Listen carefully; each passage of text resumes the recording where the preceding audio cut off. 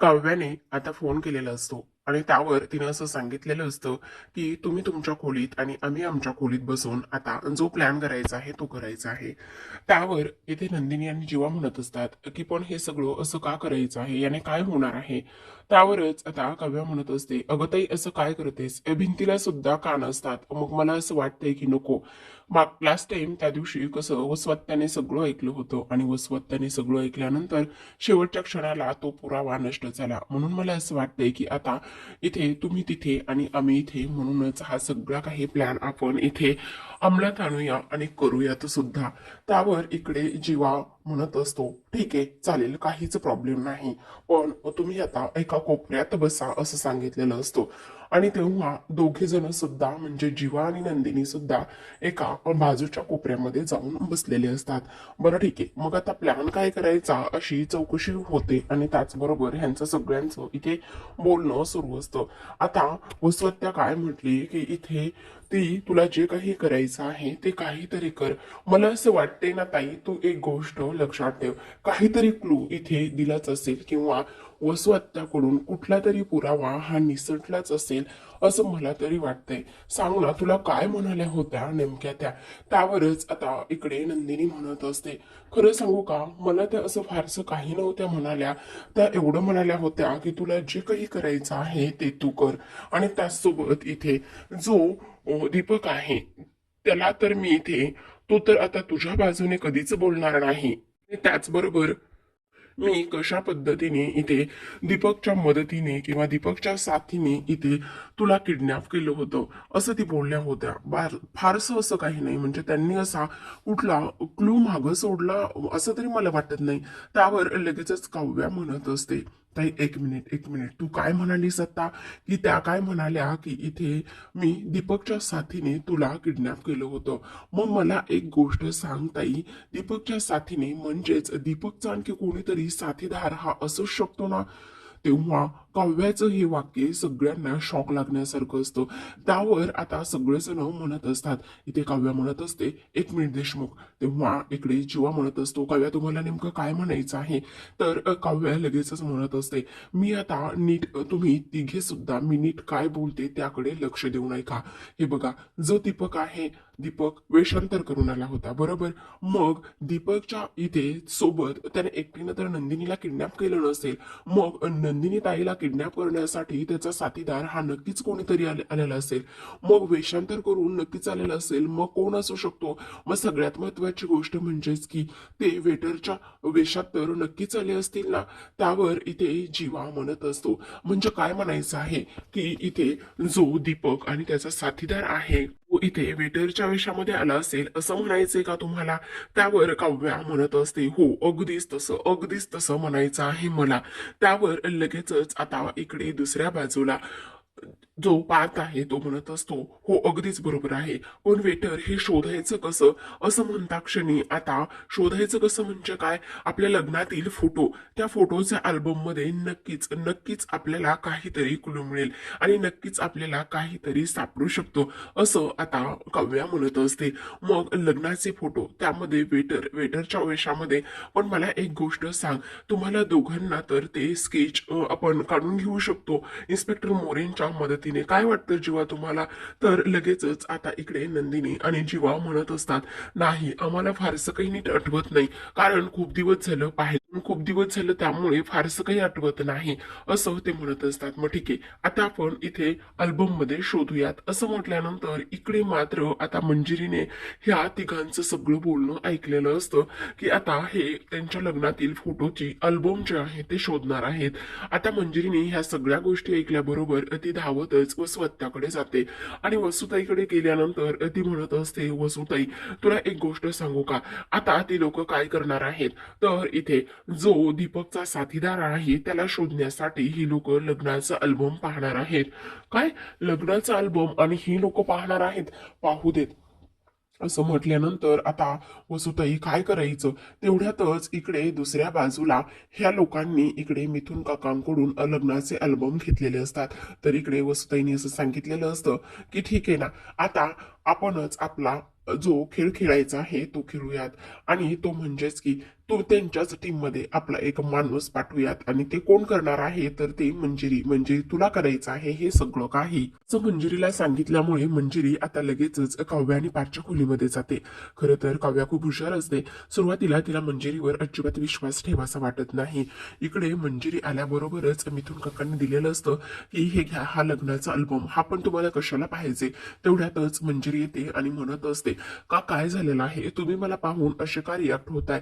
आणि तेव्हाच काव्या म्हणत असते नाही नाही काही नाही, नाही नाही काही कसं नाही. काव्या तुझा माझ्यावर अजून सुद्धा विश्वास नाही का ग. त्या वसुताईने माझ्या एवढूशा छोटूशा पिहूला धमकावले आणि तिची साथ मी अजिबातच देणार नाही. नंदिनीने माझ्या पिहूसाठी किती काय काय केले, त्यामुळे मला तुम्हाला पुरावा शोधण्यासाठी इथे छोटासा तरी खारीचा वाटा असू द्यात. त्यावर लगेचच आता इथे काव्या म्हणत असते तुम्हाला कसं कळलं की आम्ही पुरावा शोधतोय. म्हणजे आता मला सांगा, घरामध्ये एवढं वातावरण वेगळ्या पद्धतीचं आहे, मग तुम्ही नक्कीच इथे पुरावा शोधत असाल ना. म्हणूनच मी तुमच्याकडे आले आणि म्हणूनच तुम्हाला ह्या सगळ्या गोष्टी सांगत आहे. प्लीज तुम्ही मला तुमच्या ह्याच्यामध्ये सामील करून घ्या आणि मी तुम्ही म्हणाल ते काम करायला तयार आहे. सांगा ना मी काय करू सांगा ना. त्यावर काव्या म्हणत असते नाही नाही त्याची काहीच गरज नाही, प्लीज तुम्ही आम्हाला नाही मदत केली तरी सुद्धा चालेल. पण आता इकडे लगेचच ती म्हणत असते म्हणजे मला खरंच तुम्ही माफ केलं नाही काय रे पार्थ. एक आत्या तशी वागली म्हणून आता ह्या आत्याची सुद्धा तू असंच वागणार आहेस का. ह्या आत्यावरती तू आता इथे विश्वास ठेवणार नाहीयेस का. का असं करतोस रे पार्थ, प्लीज ठेवणार आहे माझ्यावरती विश्वास. असं म्हणूनच आता ती इथे रडायला लागलेली असते. आता ती रडायला लागलेली असते तेवढ्यातच आता पार्थ हा पाघळतो. इकडे काव्याला तर अजिबातच इथे तिच्यावरती विश्वास ठेवायचा नसतो. पण शेवटी पार्थ म्हणतो ठीक आहे नको रडूस, तू आम्हाला मदत कर. आता लगेचच काय करायचं आहे तर ह्या फोटोमध्ये ज्या जो वेटर आहे, वेटरच्या जे जे फोटो आहेत ते शोधायचे आहेत. आणि तेव्हा लगेचच मंजिरी मिथुनला पिहूला शोधण्यासाठी वरती बाहेर पाठवते. तर इकडे दुसऱ्या बाजूला आता नंदिनी आणि त्याचसोबत जीवा त्यांची त्यांची कामं करत असतात. नंदिनी थोडीशी अपसेट असते. आता लगेचच इकडे मंजिरी म्हणत असते ठीक आहे तू म्हणशील आणि तू सांगशील त्याच पद्धतीने मी सगळे फोटो शोधते आणि इकडे तो अल्बम. असं म्हणून दोघे सुद्धा वेगवेगळे अल्बम घेतात. आता जीवा तिला विचारत असतो काय झाले नंदिनी, एवढी अपसेट आणि शांत शांत का आहेस, बोल ना. माझी काही मदत हवी आहे का, किंवा तू अशी शांत शांत राहू नकोस ना प्लीज. त्यावर नंदिनी लगेचच म्हणत असते तुम्हाला एक गोष्ट सांगू का, जेव्हापासून इथे आता रेखाताईंचा फोन आलाय ना तेव्हापासून मन अस्वस्थ झालेलं आहे. आणि त्याचबरोबर त्यांनी असं सांगितलंय की त्यांच्या भावाला मुलगा झालाय पण इथे त्यांना पेटीत ठेवलंय आणि त्याचबरोबर मला त्यांना भेटायला जायचंय हॉस्पिटलमध्ये. सगळ्यात महत्वाचं म्हणजेच की इकडे जीवा म्हणत असतो की तू काळजी करू नकोस, तुझा प्रॉब्लेम तो माझा प्रॉब्लेम आणि त्याचसोबत इथे मी तुझ्या सोबत येईल, तू नको काळजी करूस. असं म्हणूनच आता नंदिनी म्हणत असते नाही नाही त्याची काहीच गरज नाही. त्यावर तो म्हणत असतो असं का म्हणतेस, तुझी माणसं ती माझीच माणसं ना. असं म्हटल्यानंतर आता ती लगेचच जीवाकडे पाहत असते. आता इकडे नंदिनी मात्र रेखाला फोन करत असते पण रेखाचा फोन काही लागत नाही. तर इकडे आता जीवा म्हणत असतो तू नको काळजी करूस, कशाला काळजी करतेस, सगळं काही व्यवस्थित होईल आणि त्याचसोबत ते बाळ सुद्धा सुखरूप असेल. त्यावर आता नंदिनी म्हणत असते देव करो आणि अगदी तसंच हो, पण मला असं वाटतंय की आपण नक्कीच गेलं पाहिजे.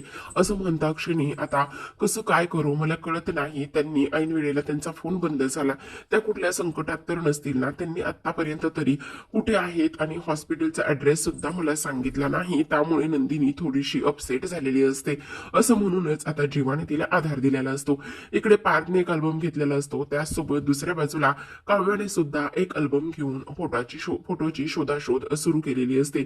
आता इकडे जो जीवा बोललेला असतो की तुझी माणसं ती माझी माणसं, असं म्हणून नंदिनी थोडीशी सुखावलेली असते. आणि त्याचसोबत आता जीवा सुद्धा नंदिनीसाठी, तिला खुश करण्यासाठी, आनंदी ठेवण्यासाठी एफर्ट्स घेत असतो. इकडे आता फोटोची शोधाशोध करत असतात. आता इथे मंजिरीच्या हाती छोटासा अल्बम असतो आणि मंजिरीच्या हाती नेमका तोच अल्बम असतो ज्या अल्बम मध्ये इथे वेटरचे फोटो असतात.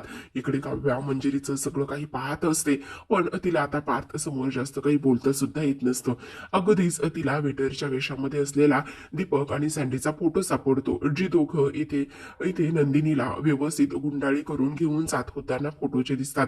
तेवढ्यातच तिथे फोटो एक एक करून काढून घेत असते आणि विचार करते नाही आता तर हे फोटो वसुताईपर्यंत पोहोचलेच पाहिजेत. मी माझ्या वसुताईच्या विरोधामध्ये एवढे सगळे फोटो शोधत होता का, आता बघा काय होतंय ते, असं म्हणूनच तिने बरेच जे वेटरच्या वेशामधले फोटो होते ते सगळे फोटो इथे काढून घेतलेले असतात.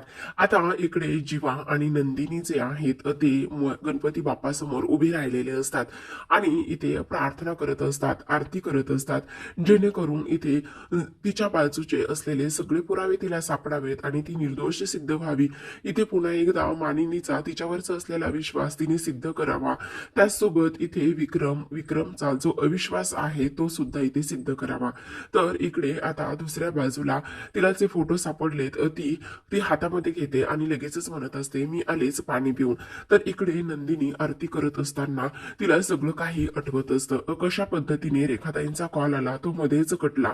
इकडे काव्याने वसुताईला चॅलेंज केलंय आणि त्याचसोबत कसं मी आता स्वतःला सिद्ध करणार आहे, या सगळ्या गोष्टी तिच्या मनामध्ये एकंदरीत येत असतात. आता इकडे मात्र वसू आणि रम्या खोलीमध्ये फेऱ्या मारत असतात. खोलीमध्ये फेऱ्या मारत असतानाच आता लगेचच मंजिरी धावतच येते आणि तिच्या हातामध्ये तो फोटो असतो. तिच्या हातामध्ये तो असणारा फोटो इथे लगेचच आता रम्या काढून घेते आणि हसायला लागत असते. त्यावर ती म्हणत असते, वागवा मावशी, खरंच एकच नंबर तू केलेला आहेस, जे पाहिजे होतं ते अगदीच तू घेऊन आलेली आहेस. त्यावर आता लगेच वसू म्हणत असते, ती कोणाची बहीण आहे, माझी तर बहीण आहे ना ती, त्यामुळे ती ह्या गोष्टी इथे करणारच. तर आता इकडे आरती झालेली असते आणि त्याचबरोबर इकडे आता नंदिनी आणि जीवाने नमस्कार केलेला असतो. त्या काही जरी झालं तरी सुद्धा वसूला, मंजिरीला आणि रम्याला हा जो शेवटचा पुरावा असतो तो इथे मिटवायचा असतो आणि त्यासाठीच आता इथे वसूने माचीस घेतलेलं असतं, जेणेकरून आपण हा फोटो इथे जाळून टाकूया आणि हा फोटो इथे जाळला की मग सगळं काही पुरावा म्हणजे जो शेवटचा इथे दीपक सोबतचा जो साथीदार होता तो सुद्धा इथे संपून जाईल असं इथे ती बोलत असते. इकडे आरती सुरू असते, इथे गणपतीचं गाणं प्ले झालेलं असतं, तर दुसऱ्या बाजूला हे फोटो जाळण्याचं काम करत असतात. तिसऱ्या बाजूला इथे त्या बाळाची सर्जरी सुरू असते. तर आता इकडे मात्र जी मंजिरी आहे तिने हा फोटो दिलेला असतो आणि तो फोटो जाळण्याचं काम करत असतात आणि इकडे मात्र गणपती बाप्पाचं गाणं सुद्धा सुरू असतं. नंदिनीचे हे कष्ट आणि त्याचसोबत नंदिनीचे असणारे कष्ट सगळं काही ते सुरू असतं. आता इकडे जो फोटो जाळायला निघालेल्या होत्या त्या फोटोला माचीस पेटच घेत नसतं आणि तो फोटो शेवटी जाळायला तयारच नसतो. इकडे आता नंदिनी देवाला नमस्कार करत असते आणि नमस्कार केल्यानंतर जेव्हा तिच्याकडे पाहत असतो त्याचबरोबर गणपतीकडे नंदिनीच्या वतीने तो प्रार्थना करतो. आता इकडे वसवाद्य म्हणत असते, ठीक आहे, तो फोटो जळत नाही ना, तर एक काम करूयात, तो फोटो फाडून टाकूयात. रम्या तू एक काम कर, तो फोटो फाडून टाक. आता रम्या लगेचच दुसऱ्या मिनिटाला तो फोटो घेते आणि त्या फोटोचे व्यवस्थित तुकडे करते. आता तुकडे केल्यानंतर इथे ती म्हणत असते, डस्टबिन कुठं आहे, डस्टबिन मध्ये टाकूयात. आता लगेचच वसू म्हणत असते, त्या अंजुनी पण इथे डस्टबिन आज ठेवलाच नाही बहुतेक. तेव्हा रम्या म्हणते, ठीक आहे, मग मी खाली किचन मधल्या डस्टबिन मध्ये जाते आणि त्या डस्टबिन मध्ये जाऊन हा फोटो तिथे नेऊन टाकते, असं रम्याचं म्हणणं असतं. आता आरती, प्रार्थना हे सगळं काही झालेलं असतं आणि नंदिनीने आरती घेतलेली असते. त्यानंतर पुन्हा इथे स्वतःच्या हातामध्ये ताट घेऊन जीवाला ती आरती देत असते. जीवाने आरती घेतलेली असते तर रम्या ही चोर पावलाने खाली आलेली असते. अगदीच जे हात आहे तिचे हात तिच्या पाठीमागे असतात आणि हात तिच्या पाठीमागे असताना तिला जीवा पाहतो. जीवाने पाहिल्याबरोबर तिला असं वाटतं की आता ह्याने मला पाहिलेलं आहे, मग ह्याच्यापासून मी लपून कशी जाऊ शकते, म्हणून ती आता नंदिनी समोर जाऊन उभी राहते. नंदिनी समोर जाऊन उभी राहिल्याबरोबर तिच्या हातामध्ये ते फोटोचे तुकडे असतात आणि तिच्या हातामध्ये ते फोटोचे तुकडे असताना आता इकडे नंदिनी रम्याला म्हणत असते, रम्या आरती घे ना प्लीज, रम्या आरती घे ना. पण रम्या मात्र काहीच रिस्पॉन्स देत नसते, अगदीच मठ्ठासारखी उभी असते. इकडे नंदिनी तिला आरती घे म्हणून सांगत असते पण ती काहीच बोलत नसते. त्यावर आता इकडे जीवा म्हणत असतो, अगं तिला कशाला आरती घे म्हणतेस, तिची लायकी तरी आहे का आरती घेण्याची. त्यावरच आता इकडे जी रम्या आहे ती म्हणत असते, जीवा काय बोलतोय से. त्यावरच आता जीवा म्हणत असतो, काय चुकीचं बोलतोय, अगदीच बरोबरच बोलतोय ना मी. इथे कशामुळे आरती घेशील तू, एवढं खोटं बोलते, एवढ्या चुका करतेस, तर मग आरती घेऊन काय होणार आहे त्यांनी सध्या, असं म्हटल्यानंतर आता नंदिनी तू तिला अजिबात आरती वगैरे देऊ नकोस असं तो म्हणत असतो. आणि त्यावरच नंदिनी आता जे तिच्यामध्ये आरतीचं ताट असतं ते ती इथे गणपती बाप्पा समोर ठेवत असते. इकडे मात्र रम्याने शेवटी आरती घेतलेलीच नसते आणि तिने आरती न घेतल्यामुळे आता इकडे मात्र खूपच मोठा धमाका होत असतो. तिला तिच्यावर थोडासा संशय आलेला झालेला असतो. आता लगेचच रम्या धावतच किचनमध्ये जाते आणि किचनमध्ये गेल्यानंतर जे कागदाचे किंवा त्या फोटोचे जे तुकडे तिने केलेले होते ते तुकडे किचन मधल्या डस्टबिन मध्ये ती टाकण्याचं काम करत असते आणि अगदीच लपून छपून आलेली असते. तर इकडे आता मिथुन काका पिहूला शोधण्यासाठी वरती गच्चीवर गेलेले असतात. पिहू ही काहीतरी उद्योग करेल म्हणून काळजीत असतात. आता रम्या इथे चोर पावलांनी आल्यानंतर तिथे असलेल्या ओपन डस्टबिन मध्येच ती जे फोटोचे फाटलेले तुकडे होते ते फेकून देत असते आणि ते फेकून दिल्यानंतर आता म्हणत असते आता ह्यांच्या विरोधात असलेला शेवटचा पुरावा सुद्धा इथे आता नष्ट झालेला आहे असं इथे ती बोलत असते. आता काही जरी झालं तरी सुद्धा आता काहीच मिळणार नाही ह्या लोकांना.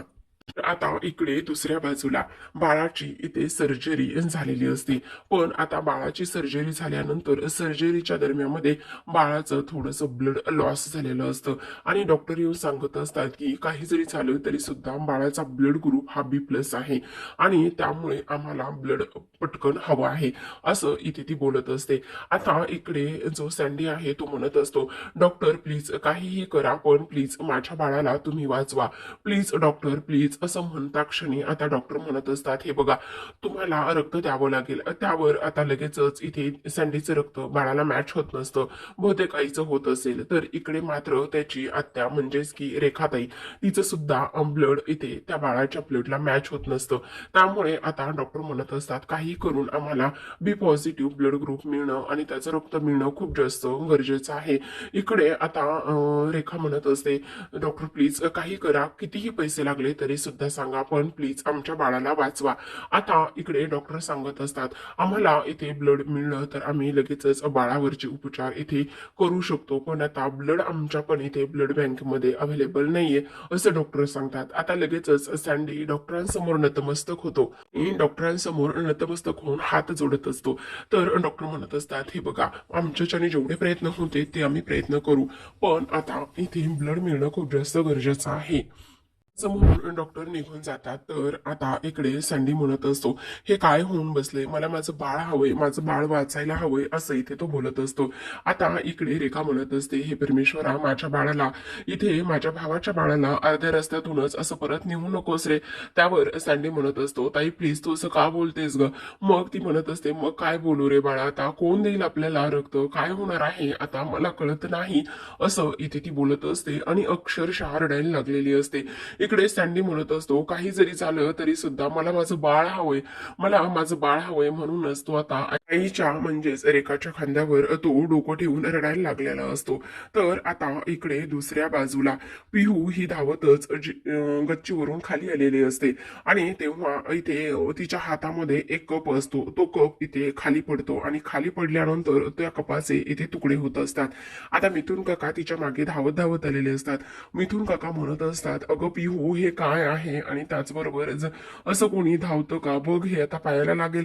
तेवढ्यातच नंदिनी तिथे असते. नंदिनी म्हणत असते मिथुन काका प्लीज तुम्ही पिहूला नका ओरडू मी हे साफ करत आहे मी जाते आणि सुपडी आणि इथे झाडू घेऊन येते. त्यावर आता जीवा म्हणत असतो नाही तू तिथेच थांब मी किचन मध्ये जातो आणि सुपडी आणि झाडू घेऊन येतो पायाला वगैरे लागेल असं म्हणूनच आता जीवा जो आहे तू इथे किचन मधली सुपडी आणि त्याचबरोबर झाडू घ्यायला जात असतो. इकडे मात्र पिहू घाबरलेले असते आणि त्याचबरोबर मिथुन काका पिहूला ओरडत असतात. ते म्हणत असतात काय चाललेलं आहे हे पिहू ही कुठली पद्धत आहे. पण नंदिनी म्हणत असते मिथुन काका प्लीज नका ओरडू तिला ती छोटी आहे. आणि तेव्हाच इकडे आता जी पिहू आहे पिहूला मिथुन काका वरती घेऊन जात असतात. तर नंदिनी आता त्याच विचारामध्ये हरवलेली असते.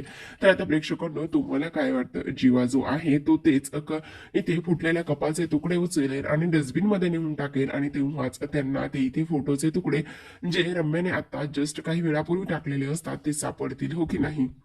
आजच्या या रिव्ह्यूला लाईक करा. चॅनलवर नवीन असाल तर चॅनलला सबस्क्राईब करा. त्याचसोबत या मालिकेचे असेच लेटेस्ट आणि अपकमिंग ट्विस्ट त्याचबरोबर रिव्ह्यू ऐकायचे असतील तर हा भाग नक्कीच एन्जॉय करा. पुढील सुद्धा भाग एन्जॉय करा. आता इकडे तो फोटो जोडलेला असतो. तो फोटो जोडल्यानंतर काव्याने ओळखलेलं असतं की ह्याला आम्ही आत्ताच पाहिले ज्या दिवशी आम्ही तिकडून येत होतो त्याच दिवशी आम्ही ह्याला इथे सिटी हॉस्पिटलमध्ये याच्या बायकोला ऍडमिट केलेला आहे. अगं त्याच त्या रेखाताई ज्या तुझ्या आनंद निवासमध्ये काम करतायत हाच रेखाताईचा भाऊ आहे असं काव्याने सांगितलेलं असतं. आता तर इकडे ह्या तिघांना चौघांना सुद्धा मोठा पुरावा मिळालेला असतो. आता लगेचच पार्थ म्हणत असतो, हो मला माहिती ना, आम्हीच त्याला त्या हॉस्पिटलमध्ये नेऊन ऍडमिट केलेलं आहे, दाखल केलेलं आहे. मग चला आपण लगेचच हॉस्पिटलमध्ये जाऊयात असं म्हणून आता हे तिघी सुद्धा हॉस्पिटलमध्ये जातात. आता लगेचच रेखा ओळख करून देत असते, ती म्हणजेच की ह्या सँडीची. ती म्हणत असते, हा माझा भाऊ सँडी. त्यावर जीवा त्याची कॉलर पकडतो आणि तो म्हणत असतो की ह्याला कोण नाही ओळखत, हा तर आम्हाला खूप पूर्वीपासूनच ओळखतोय, बरोबर की नाही सँडी. असं म्हणूनच आता जीवा त्याच्याकडे पाहतच असतो. इथे मात्र सँडी पुरताच घाबरलेला असतो. त्याला काय बोलावं आणि काय नाही ह्या गोष्टी अजिबातच समजत नसतात. पण आता पुन्हा एकदा इथे नंदिनीने केलेल्या उपकारांमुळे पुन्हा एकदा इथे सँडीच्या बाळाचा जीव वाचणार असतो आणि पुन्हा एकदा सँडी आता केलेल्या चुकाचं प्रायचित्त म्हणून नंदिनीची साथ देऊन त्याचबरोबर जीवाचा मार न खाता आता इथे देशमुख परिवारामध्ये वसू आत्याचं आणि रम्याचं त्याचबरोबर दीपकचं सगळं काही सत्य तो उघड करणार असतो. तुम्हाला हा व्हिडिओ आवडला असेल तर लाईक करा, शेअर करा आणि चॅनलला सबस्क्राईब करा. बेल नोटिफिकेशन ऑलवर सेट करा जेणेकरून सगळ्या नव्या व्हिडिओंच्या अपडेट्स तुम्हाला मिळतील. तुमच्या प्रतिक्रिया आणि कमेंट्स नक्की कळवा.